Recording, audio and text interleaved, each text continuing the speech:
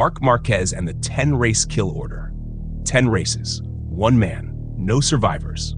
Welcome to the coldest execution tour MotoGP has ever seen. Here's the thing about Marc Marquez. He doesn't come back to play. He comes back to burn your house down, piss on the ashes, and ride off with your reputation stitched to the side of his leathers. People thought 2025 would be competitive. They thought Ducati had depth, Aprilia had fire, and KTM had youth. But what they got instead was the return of tyranny. Marquez didn't just show up this year. He put on the Ducati red and turned the entire MotoGP grid into a list of names to be crossed off. And now, after 24 races, 19 wins, 381 points, and a 120-point lead, we're looking at the final 10 races like they're episodes in a horror series. Except the monster doesn't come from the shadows. He starts from pole, and he ghosts everyone by lap 5. But here's the real kicker. Balaton Park test. On paper, just another session. Riders chatting, teams gathering data, Instagram lap times. But anyone paying attention could feel it. Something's not okay. Marquez was too calm, too measured, too surgical. That's the scariest part. Because the real killers don't scream. They smile, they wait, and then they strike when you're looking the other way. Chapter 1. 381 points of Hellfire. Let's get this straight. This isn't the 2019 version of Marquez, the win or crash, elbow-scraping, shoulder-popping lunatic. This is something darker. This is Marquez 2.0, refined on pain, sharpened by 4 years of physical torture, media doubts, Ducati politics, and Honda scars that never really healed. He's not riding like he has something to prove. He's riding like he already proved it. Like he's just finishing the job. 8 Grand Prix wins, 11 sprints, and every single weekend, the same story. Marquez starts on the front row, breaks the soul of the man next to him, and disappears. He doesn't fight anymore unless you force him to. And even then, you better hope he doesn't take it personally.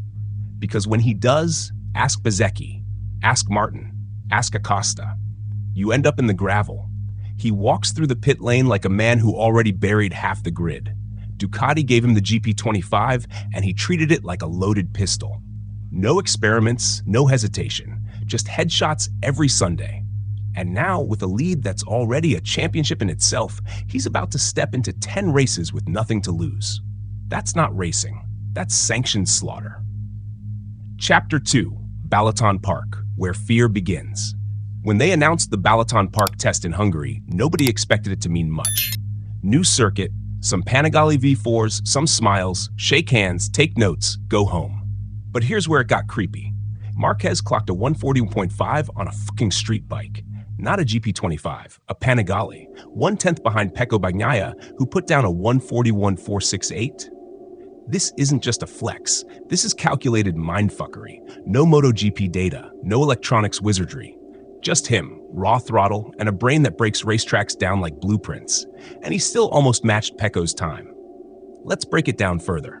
Balaton is left turn heavy, like Sachsenring, like Marquez's playground.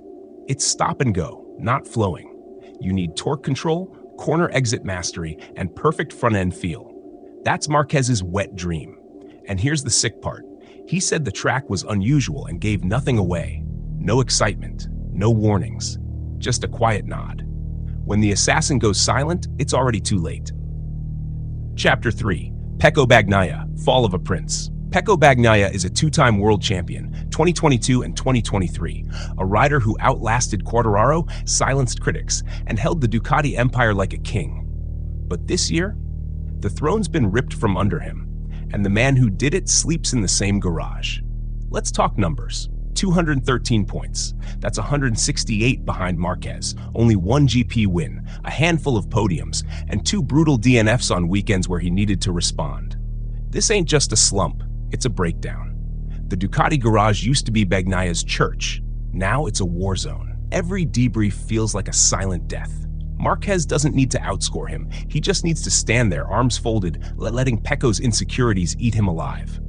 At Balaton, Pecco was chirpy, posted his lap time like a badge of honor. But deep down, he knows. He knows what's coming. That test wasn't for fun. That was the sound check before Marquez drops the hammer on Hungarian asphalt, and it's going to be violent. Chapter 4. The 10-race murder list. Here's the calendar of nightmares for every rider not named Marc. 1. Austria, Red Bull Ring Power Circuit, Ducati Stronghold. Marquez will punch a hole in the air and vanish. 2. Hungary, Balaton Park, left heavy, stop-go, designed for pain, Marquez's weapon. 3. Catalonia, Barcelona Technical, tricky grip, his old wounds from 2020 resurface here, expect revenge. 4. San Marino, Mazzano Italian Heartland, Pecco's fans. Marquez loves burning flags. 5. Japan, Motegi Honda's graveyard, he'll dance on it. 6. Indonesia, Mandalika heat, chaos, rubber, the kind of mess he thrives in. 7. Australia, Phillip Island high-speed, fear factor, he's the shark in cold water. 8. Malaysia, Sepang, brutal on tires, he doesn't care, he'll melt them for glory. 9. Portugal, Algarve roller coaster track, he'll turn it into a death ride. 10. Valencia, final showdown, doesn't matter if the title's done. He'll win it just to close the coffin. Every one of these races is a kill zone, not just for points, but for ego, legacy, and mental health. When Marquez wins, he doesn't just take the trophy, he takes the air out of the room. Chapter 5. The Brother, the Beast, and the Blood Trail. Alex Marquez is second in the championship, 120 points behind. That's not a title fight, that's a mercy gap. But he's been solid, fast, smart, opportunistic. Still, you get the sense he's not racing to beat his brother. He's racing to survive him. That's a different energy. Bezecchi's in fourth. Fastest Aprilia on the grid. Looks like a threat. But against Marquez, he's already been kneecapped in Sachsenring. Tried to challenge, got left hanging like a bad joke. Fabio Di Giannantonio? Franco Morbidelli? Aldeguer? They're playing poker in a room where Marc's holding all 4 aces and the gun under the table. Even Jorge Martin, the man who broke Ducati open last year, couldn't survive the psychological crucifixion. Switched teams, flipped contracts, ended up begging for factory status again. Everyone's either broken, bruised, or breathing through a straw. Chapter 6. Something's not okay. And that's what terrifies us. You want to know what keeps team managers up at night? It's not the 381 points. It's not the wins. It's the fact that Marc Marquez hasn't even gone full tilt yet. Balaton was a reminder. He didn't look hyped. He didn't celebrate.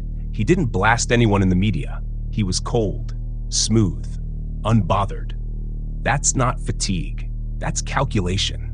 He's looking at 10 races like a sniper scanning rooftops. Something's off, and that's the real red flag. Maybe it's the arm. Maybe it's the shoulder. Maybe it's just boredom. But when a killer like Marquez gets quiet, it means he's either preparing for the final hit, or he's already done it, and we just haven't felt the bullet yet. Chapter 7. The Endgame. Let's call it what it is. This isn't just domination. This is elimination. 10 races left, 10 lessons in brutality. Marc Marquez isn't interested in keeping it close. He wants to destroy the concept of competition. He wants the paddock to enter 2026 already defeated. This is how dynasties begin, not with stats, but with fear. Marquez has rewritten the rules. He doesn't need to fight you anymore. He can just outrun you. And if you dare challenge him, he'll remind you, like a snap of the throttle, that you're not in his league. The final chapter of 2025 isn't about who wins the title. That part's already in the morgue. The story now is about who survives the massacre. Final words. You can race Marc Marquez. You can chase him. You can even threaten him on paper. But to dethrone him, you need something no data, no bike, no team manager can give you. You need fucking balls.